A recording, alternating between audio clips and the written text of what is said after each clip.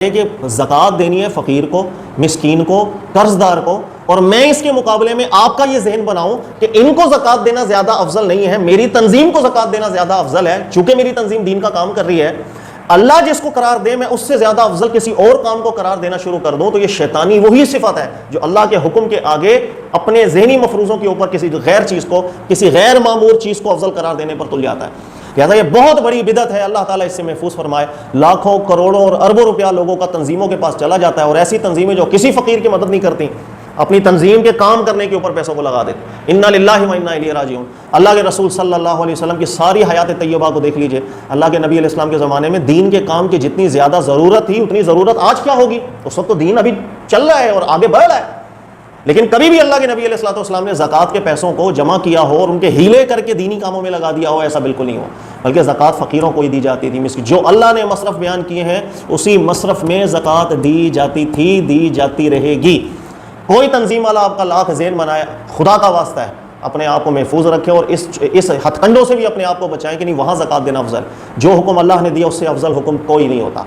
دوسری بات، یہ کوئی نیا مسئلہ نہیں ہے، امام ابو حنیفہ رحمۃ اللہ تعالیٰ علیہ کے دور میں بھی کچھ ایسے لوگ پیدا ہو گئے تھے جو زکوٰۃ کے معاملے کے اندر ہیلے کرنے لگ گئے اور ان ہیلوں سے پھر زکوٰۃ کو اپنے مقاصد میں استعمال کرنے لگ گئے۔ اور کون نہیں جانتا، فقہ حنفی کی کتب کا مطالعہ کر لیجئے گا، امام ابو حنیفہ رحمۃ اللہ تعالیٰ علیہ فرمایا کرتے تھے کہ حاکم وقت پر لازم ہے کہ ہر وہ مفتی جو ایسے فتوے لوگوں کو دے کہ جس میں زکوٰۃ کے ہیلے کر کے آپ ان زکوٰۃ کے پیسوں کو ان مصارف سے ہٹ کر استعمال کرنے کی ترغیب دے رہے ہیں، ایسے مفتیوں کو حاکم پکڑے، قید کرے، نہ صرف قید کرے، ان کو کوڑوں کی سزا بھی دے، اس پر تعزیر جاری کرے۔ امام ابو حنیفہ رحمۃ اللہ تعالیٰ علیہ بیان کیا کرتے تھے، کوئی کتاب پڑھنا چاہے آپ پڑھ لیں، عبد الغنی نابلسی صاحب کو بھی پڑھ لیجئے گا، حدیقہ کے اندر امام ابو حنیفہ رحمۃ اللہ علیہ کا یہ قول نقل کیا کہ بہت سختی کے ساتھ ان مفتیان کرام پر امام ابو حنیفہ رحمۃ اللہ علیہ یہ حکم دیا کرتے تھے کہ حاکم ان کو سزا بھی دے، اس لیے کہ زکوٰۃ اللہ نے جن کا حق رکھا ہے یہ ہیلے بازیاں کر کے ان کے حق کو ساقط کرنے کی کوشش کر رہے ہیں۔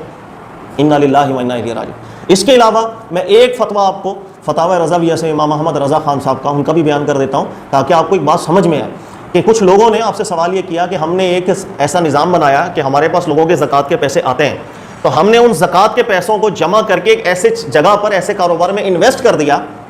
کہ ہمیں وہاں سے پھر مسلسل ہر مہینے آمدنی ہوتی چلی جائے گی۔ زکوٰۃ کے پیسے تو محدود ہیں، لیکن ہم نے ایسی جگہ پہ انویسٹ کرنا ہے جہاں انویسٹ کرنے سے پھر ہمیں ہر مہینے آمدنی آنے لگ جائے گی، پھر اس ہر مہینے کی آمدنی کو ہم فقیروں پر، غریبوں پر ہم تقسیم کرنا شروع کر دیں گے۔ کیا زکوٰۃ کے پیسوں کو ایسی ہم انویسٹمنٹ کے لیے استعمال کر سکتے ہیں کہ جس سے مسلسل پھر فقیروں کا فائدہ ہونے لگ جائے؟ تو امام احمد رضا خان صاحب نے، آپ پڑھیے گا فتاوی رضویہ میں، انہوں نے منع کر دیا، کہا کہ بالکل اس کی بھی اجازت نہیں ہے، اس لیے کہ جیسے ہی زکوٰۃ کے پیسے آپ کے پاس آئیں گے، اللہ قرآن میں فرماتے ہیں وَآتُوا حَقَّهُ يَوْمَ حَصَادِهِ، زکوٰۃ کا پیسہ جب آپ کے پاس آ جائے تو فوراً غریب کو پہنچاؤ، اور آپ ان پیسوں کو لیں گے، ابھی اپنے پاس رکھیں گے، انویسٹمنٹ کے لیے اس کو پھر استعمال کریں گے، پھر جب وہ آپ کو فائدہ دینا شروع کرے گا، پھر جا کر آپ فقیروں کو دیں گے تو اللہ کے حکم کی سری نافرمانی ہونے لگ جائے گی۔ لہٰذا اس کی بھی اجازت آپ نے نہیں دیا کہ زکوٰۃ کے پیسوں کو ہم تھوڑی دیر کے لیے بھی اپنے پاس روک دیں۔ لیکن ان تنظیموں کا حال آج بدقسمتی کے ساتھ یہ ہو گیا کہ میں لاکھوں روپیہ اکٹھا کروں گا، کروڑوں روپیہ اکٹھا کروں گا، نہ جانے کتنے دن ابھی تنظیم کے پاس وہ پیسہ پڑا رہے گا، پھر اس کا ہیلا کریں گے، پھر بھی پیسہ پڑا رہے گا، تقریباً پورا ایک سال کے خرچے اپنے پاس اکٹھے کر کے رکھ لیتے ہیں۔ اور کوئی فقیر مر رہا ہے، مرنے دو، جس کا حق اللہ نے رکھا ہے وہ غیر ضروری ہے، مسکین غیر ضروری ہے، غارم غیر ضروری ہے، ابن سبیل غیر ضروری ہے، صرف ضروری ہے میری تنظیم اور میری تنظیم کا کام۔ انا للہ و انا الیہ راجعون۔ یہ نہایت افسوس کی بات ہے، بدقسمتی سے ہمارے یہاں یہ ایک چیز چل رہی ہے۔ اچھا، پھر اس پر کچھ دلائل بھی دے دیے جاتے ہیں۔ دلیل کیا دیتے ہیں؟ اللہ نے قرآن میں ارشاد فرمایا خذ بیدک ضغثا فاضرب بہ ولا تحنث۔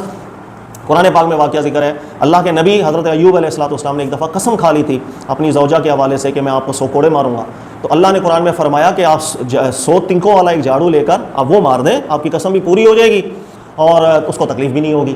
تو اس قرآن پاک کے واقعے سے استدلال کیا جاتا ہے، بے بنیاد استدلال کیا جاتا ہے کہ دیکھیں اللہ تعالیٰ نے ہیلے کی ترغیب دی ہے، اگر ہم ہیلا کر رہے ہیں تو اس میں کیا برائی ہے؟ اس لیے کہ سر بہت برائی ہے۔ اللہ نے قرآن میں یہ بھی بیان کیا ہے خذ بیدک ضغثا فاضرب بہ ولا تحنث، لیکن اللہ نے قرآن پاک میں ان یہودیوں کا بھی ذکر کیا، ان لوگوں کا بھی ذکر کیا ہے کہ جن کو منع تھا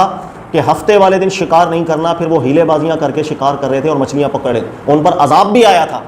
لہٰذا ایک ہیلا وہ بھی کر رہے تھے جن کی گرفت ہو رہی تھی، ایک ہیلا اللہ نے بیان کیا کہ جو جائز ہے۔ لہٰذا ہیلے کو مطلقاً جائز کہنا یہ ضابطہ بالکل باطل ہے۔ ہیلا بعض صورتوں میں جائز ہوتا ہے، ہیلا بعض صورتوں کے اندر اتنا بڑا عیب ہے کہ وہ آپ اللہ کے حکم کی بے ادبی کر رہے ہیں اور گستاخی پر تل جاتے ہیں۔ اور ان دونوں کے درمیان فرق کیا ہے؟ وہ فرق یہ ہے اللہ نے اگر کسی چیز کو حرام کر دیا، میں اس حرام چیز کو حاصل کرنے کے لیے ہیلا کروں اور اس حرام کو حلال بنانے کی کوششوں میں لگ جاؤں، یہ وہ ہیلا ہے جو کفار نے کیا تھا اور ان پر سزا آئی تھی کہ ان کو منع تھا اس دن میں شکار نہیں کرنا، اب انہوں نے ہیلے، منع تھا حرام تھا، اب اس حرام کو حاصل کرنے کے لیے انہوں نے ہیلے بہانے شروع کر دیے تھے، لہذا یہ قابل گرفت ہے۔ اور جہاں تک یہ تعلق ہے، اللہ نے فرمایا تھا ایوب علیہ السلام کا خذ بیدک ضغثا فاضرب بہ ولا تحنث، وہاں پر حرام کو حلال نہیں کیا جا رہا تھا۔ غور کیجئے گا، وہ صورتحال یہ کہ اگر کبھی انسان کسی ایسی صورتحال میں پھنس جائے کہ اس کو ناجائز کام ہی کرنا پڑ رہا ہے، بچنے کی کوئی صورت نظر نہیں آ رہی، اگر کبھی زندگی میں انسان ایسی سچویشن کے اندر پھنس جائے کہ اس کو حرام کام ہی کرنا پڑ رہا ہے اور بچنے کی صورت نظر نہیں آ رہی، ایسی صورت میں حرام سے بچنے کے لیے وہ کوئی ہیلا کر دے گا اور نکل جائے گا اس حرام کام سے، اس کی اجازت ہے۔ اس لیے کہ زوجہ کو اپنی بیوی کو تکلیف دینا بلا وجہ، ان کو جسم پہ ضرر ہو جائے، ٹھیک بات نہیں ہے، ہمارے دین میں پسندیدہ بات بھی نہیں ہے۔ لہٰذا اللہ کے نبی حضرت ایوب علیہ السلام نے جب یہ قسم کھا لی کہ میں آپ کو 100 کوڑے ماروں گا، تو اب ظاہر ہے 100 کوڑے پہ اذیت ہے عورت کے لیے، اب قسم بھی اللہ کے نام کی قسم ہے، کیا کیا جائے؟ تو یہاں اللہ پاک نے ہیلا بیان کر دیا تھا کہ ان کو تکلیف بھی نہ ہو اور آپ اس سچویشن سے باہر نکل آئیں۔ کہ کوڑا عربی کے اندر درخت کی چھال کو کہا جاتا ہے، اور درخت کی چھال سے ہی جھاڑو بھی بنتا ہے، جھاڑو کے اندر جھاڑو کے تنکے وہ بھی درخت کی چھال کے ہی ہوتے ہیں، لہٰذا آپ جھاڑو کے 100 تنکوں والا جھاڑو پکڑ لیں اور اس سے ایک ضرب لگا دیں، آپ کی قسم بھی پوری ہو جائے گی اور آپ ناجائز کام میں ملوث بھی نہیں ہوں گے، باہر نکل آئے۔ تو یہ دو الگ صورتیں ہوتی ہیں۔ اگر کبھی انسان کسی ایسی سچویشن کے اندر پھنس جائے کہ حرام کام میں اب کوئی چارہ نہیں ہے باہر نکلنے کے لیے، ایسی صورت میں ہیلا کر کے حرام سچویشن سے اپنے آپ کو باہر نکال لے، اس کی اجازت ہے۔ لیکن ایک چیز حرام رکھی اللہ نے اور میں اس حرام کو لینے کے لیے ہیلا کرنا شروع کر دوں گا، یہ برا ہیلا ہے، کفار نے کیا اور ان پر اللہ کی طرف سے عذاب بھی آیا۔ تو یہ جو صورتحال ہے دیکھیے گا، اب زکوٰۃ کے جو ہیلے کیے جا رہے ہیں بڑے آرام سے دیکھیے گا، اللہ نے قرآن میں فرمایا زکوٰۃ فقیر کے لیے ہے، مسکین کے لیے ہے، قرض داروں کے لیے ہے۔ مسجد میں زکوٰۃ دینا حرام، مدرسے میں کی تعمیر پر زکوٰۃ لگا دو حرام، کسی اور کام میں زکوٰۃ لگا دو حرام، امام کی تنخواہ میں لگانا ہے حرام، باقی سب چیزوں میں زکوٰۃ کو حرام رکھا ہمارے دین نے کہا ان کو زکوٰۃ دینا۔ اب جن چیزوں میں زکوٰۃ کو ہمارے دین نے حرام رکھا ہے، میں یہاں پر اس حرام کو حلال بنانے کے لیے تو ہیلا کر رہا ہوں کہ میں ہیلا کر رہا ہوں جو کام حرام ہے میرے پہ وہ حلال ہو جائے۔ یہ کوئی اچھا ہیلا نہیں ہے، کوئی یہ بالکل نحوست والا ہیلا ہے، وہی ہیلا جو کفار کیا کرتے تھے، حرام کام کو حاصل کرنے کے لیے ہیلا کرنا۔ اللہ تعالیٰ سمجھنے کی توفیق عطا فرمائے۔ ہیلا صرف اس صورت کے اندر مباح ہوتا ہے جہاں انسان حرام کام میں پھنس جائے،